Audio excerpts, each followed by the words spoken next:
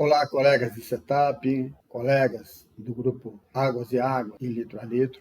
Hoje nós vamos fazer um experimento da verificação da concentração do M20 na água da piscina, usando esse teste que é adquirido já na mesma loja que adquiriu o produto. Para você que é novato, que ainda não fez o curso setup ou que ainda não leu o livro do professor Jorge Antônio Barros Macedo, talvez você tenha um pouco mais de dificuldade para entender. Então, nesse caso, quem não entendeu muito bem, que nem leu o livro, não fez o curso, o professor Jorge Macedo certamente vai explicar para vocês no outro vídeo. Então, essa experiência será feita da seguinte forma.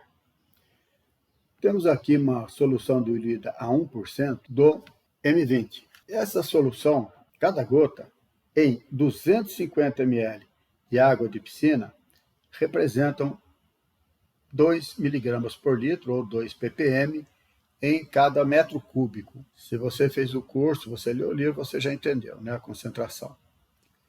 Então, 2 ml. Aqui será zero, essa amostra não terá nenhum traço do M20.